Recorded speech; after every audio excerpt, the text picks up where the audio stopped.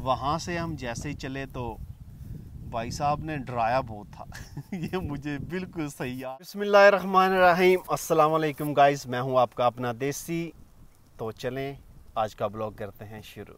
तो गाइस आज की वीडियो जो है वो मैं आपको अपने मुतालिक जो है वो बताने जा रहा हूँ। बहुत सारे दोस्तों की डिमांड कि आप स्पेन में कैसे पहुँचे, मतलब अपनी जो है वो स्टोरी बताएं कि हम आपकी स्टोरी सुनना चाहते हैं, पाकिस्तान से स्पेन तक का सफ़र।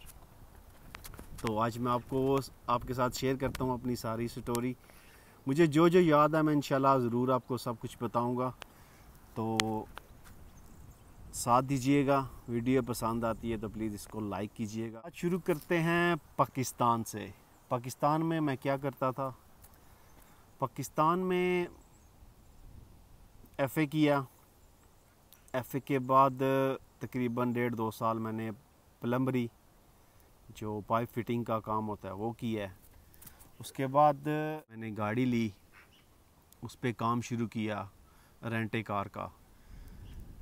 पहला साल अल्हम्दुलिल्लाह निज़ाम सेट रहा, बिल्कुल ज़बरदस्त निज़ाम रहा। दूसरे साल उससे भी ज़बरदस्त हो गया, ऑफ़िस बना लिया अपना मंगला रोड। मेरा ताल्लुक़ जो है वो एक गांव से है जिसका नाम है डोग पढ़ाल। दीना शहर, दीना जेलम, आप सब दीना जेलम को बखूबी जानते होंगे।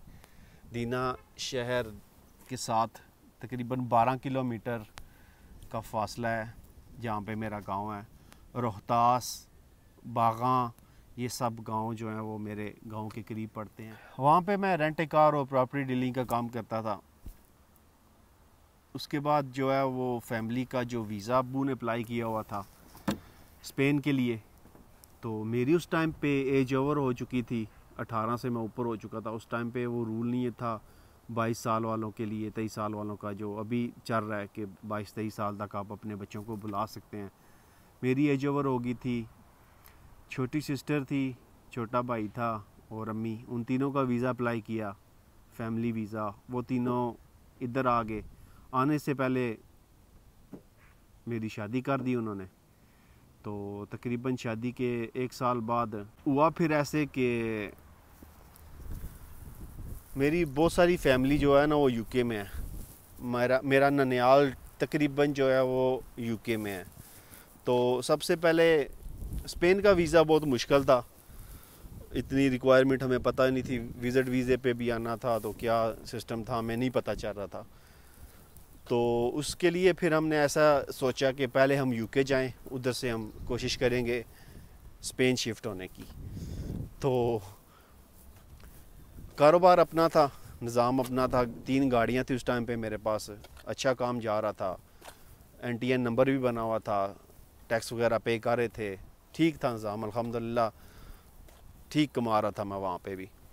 लेकिन ज़ाहिरी बात है फिर माँ होती है, माँ ने बोला नहीं, किसी ना किसी तरीके से इसको बुलाना है इधर।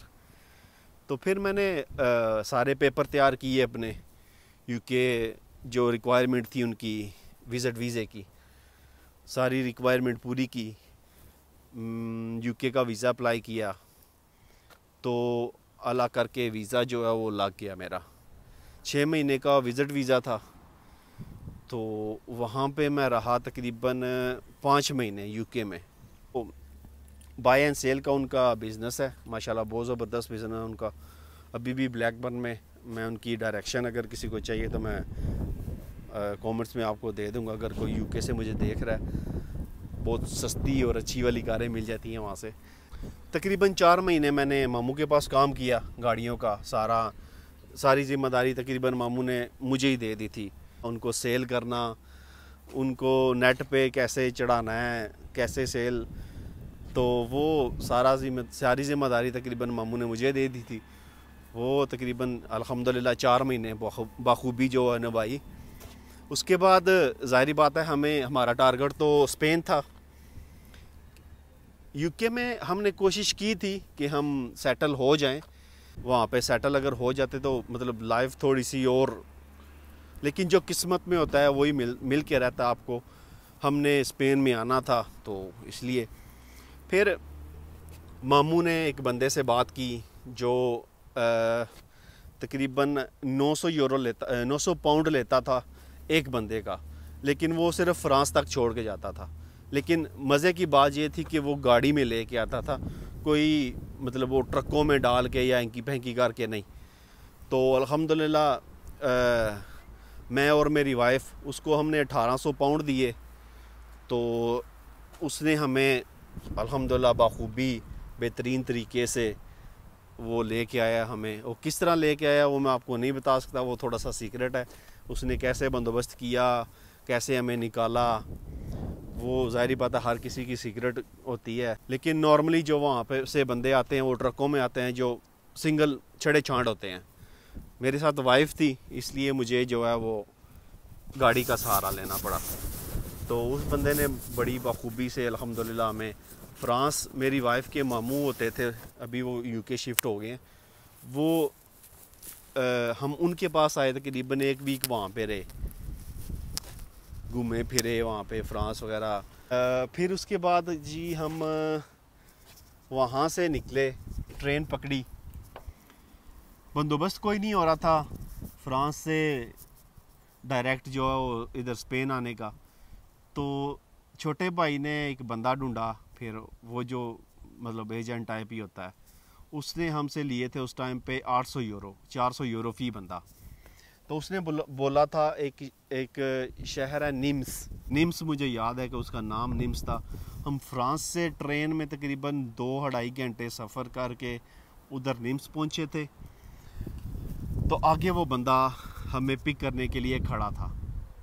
उसने हमें फुरगनेते में बिठाया। फुरगनेता मतलब एक लोडिंग वैन टाइप जो होती है, वैगन बोल सकते हैं आप। तो उस बंदे ने यार इतना डराया हमें, इतना डराया कि रास्ते में चेकिंग होती है, आप ये है वो है, अगर हो गई तो आप बोलना कि मैं आपको नहीं जानता, रास्ते में मिल गए हैं, ये है वो है। मैंने बोला ठीक है, आप जैसे बोल रहे हो वैसे ही होगा, बस डोंट वरी, आप बस कड्डण वाली करो बस। वहाँ से निकले जनाब, तो उसके पास GPRS भी नहीं था। यहाँ पे वो स्पेन में बाखैरियत से हम हमारे हॉस्पिटलेट में वो पहुँचे जहाँ पे मैं रहता हूँ, वहाँ पे हम पहुँच आए हैं। मतलब उसी अपने घर के आगे पीछे ही वो घूम रहे थे, लेकिन उसे पता नहीं चल रहा था कि ये कौन सी गली में इनको लेके जाना है या क्या हिसाब किताब है। फिर वो भाई और अब्बू जाग रहे थे। अम्मी को उस दिन नहीं बताया होता, जिस दिन हमने फ्रांस से स्पेन के लिए सफ़र करना था ना, अम्मी मेरी जो है वो बहुत परेशान हो जाती हैं। मैंने उनको नहीं बताया हुआ था कि हम निकल आए। ख्याल में यही था कि वो अभी तक फ्रांस में ही है, लेकिन निकल आए थे। तो फिर अल्लाह अल्लाह करके पहुँच आए। अम्मी बड़ी खुश हुई। आखिरी घंटा जो रह गया था उनको शक हो गया था, क्योंकि सुबह के 5 बज रहे थे। तो अब्बू और रशद जो छोटा मेरा भाई है, उसके चैनल की लिंक जो है मैं डिस्क्रिप्शन में दे दूँगा, उसको प्लीज़ आपने लाजमी सब्सक्राइब करना है। तो फिर उन्होंने हमें रिसीव किया। तो अम्मी की बस वो खुशी मुझे अभी भी याद है कि कैसे वो खुश हुई थी। बाकी यहाँ पे स्पेन की जो हिस्ट्री है जो मेरी, वो मैं आपको बताता चलूँ कि आते साथ आपको पता है 2012 में मैं आया था। उस टाइम पे बहुत क्राइसिस थे, बहुत मतलब हालात बहुत ज़्यादा ख़राब थे, तो काम कोई मिल नहीं रहा था।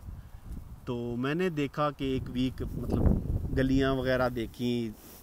पता आपको नई जगह पे जाएं तो गलियाँ शलियाँ ये वो, बंदा परेशान हो जाता, बंदा आ किथे गया है।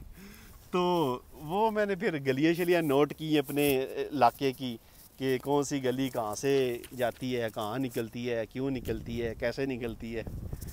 तो वो सारी नोट की। तो मैंने हिसाब लगाया यहाँ पे ना बिनों के पास ना, यहाँ पे बिन बड़े बड़े बिन होते हैं। मे भी मैं आपको कहीं पे दिखा सकूँ, वो दूर हैं, आपको नज़र नहीं आएंगे कैमरे में। के पास लोग ना फेंक जाते थे लोहा और जो फालतू सामान होता है, प्लास्टिक वगैरह हो गया। पहले तो पेपर वगैरह बिकते थे, किताबें हो गई, ये चीज़ें सारी जो हैं वो बिक जाती थी यहाँ पे।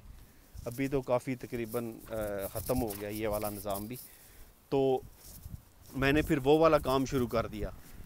मैंने देखा कि नहीं वेले तो नहीं गुजारा, तो तकरीबन मैंने 1 साल वो वाला काम किया है। लेकिन उसमें मैंने स्टार्ट ऐसे किया था ना कि शुरू में मुझे इतना पता नहीं था, ज़ाहिर बात है नया नया बंदा होता है, तो गत्ता लेके जाता था, किताबें मिल जाती थी, लोहा मिल जाता था, तो वो जाके बेच के तकरीबन 12-15 यूरो, 20 यूरो, किसी दिन 30 यूरो, ये शुरू में इतने 10-20 15 बनने शुरू हो गए थे मेरे। तो उस दौरान फिर मैंने देखा कि माइक्रोवेव ओवन जो सेकंड हैंड है ना, उनका बहुत अच्छा काम था, लेकिन उनकी प्राइस जो ख़राब थे उनकी जो थी 3 यूरो के लेते थे वो ख़राब जो होता था, लेकिन जो सही होता था वो 12 से 15 यूरो का लेते थे। तो मुझे कोई माइक्रो मिलने मतलब कोई मिलता ना कहीं भी इनके पास पड़ा हुआ, तो मैं उसको लेके आ जाता था घर, उसको कोशिश करता था रिपेयर करने की, हो जाता तो शावा भी शावा, नहीं होता तो फिर ज़ाहिर बात है उसको फेंको चुतारे में जाके, मतलब वो यहाँ पे वो लोहा बेचते हैं, वहाँ पे जाके दे देना 2.5-3 यूरो, उसके वैसे भी बन जाते थे। तो ये वाला काम शुरू कर दिया मैंने।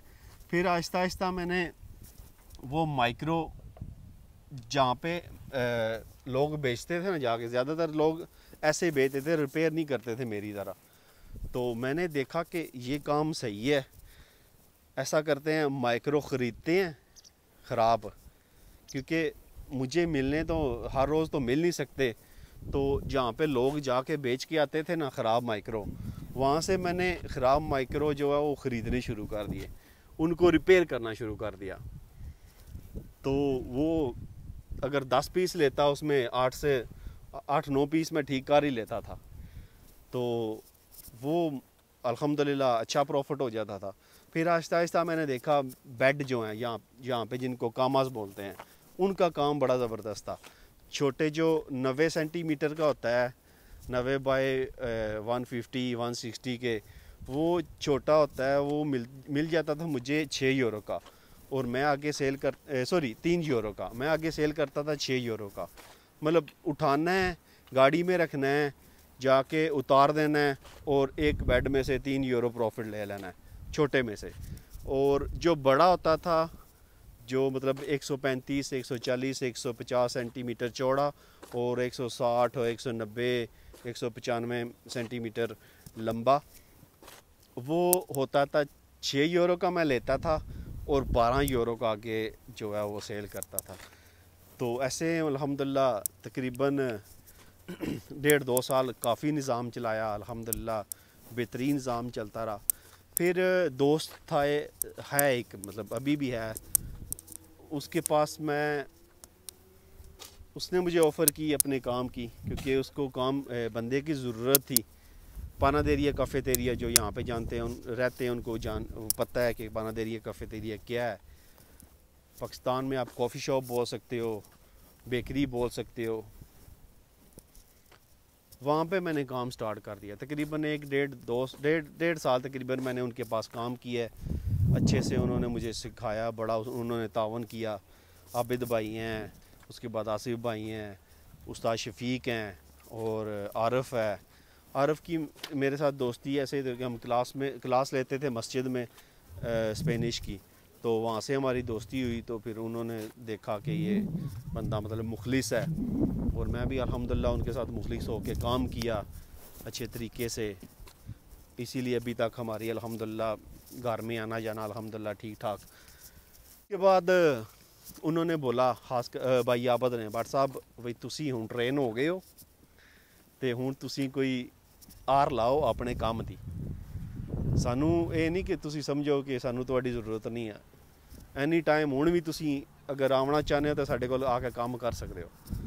उन्होंने मुझे इतना हौसला दिया कि मैं अगर अभी भी काम करना चाहूँ ना वहाँ पे, तो मैं जाके वहाँ पे काम कर सकता हूँ, मेरे लिए कोई प्रॉब्लम नहीं है, और ना ही उनको कोई प्रॉब्लम है कि ये मेरे पास आके काम करे। ज़ाहिर बात है जो मुश्किल वक्त में काम कौन सिखाता है, नहीं सिखाता कोई भी। मैं सीधी बात करूँगा, काम यहाँ पे कोई भी नहीं सिखाता, सारे अपने मतलब के लिए ही होते हैं यहाँ पे।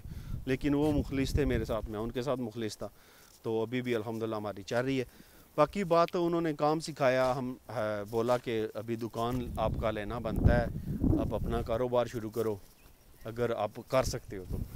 तो उस टाइम पे मेरे पास थोड़े बहुत जो पैसे इकट्ठे थे, अब्बू के पास थे, मेरे पास थे, छोटे भाई के पास थे, तो हमने कुछ पैसे दे के दुकान ले ली और बाकी जितने भी पैसे मतलब टोटल में से जितने बकाया थे ना, वो हमने साल की किस्तें कर ली।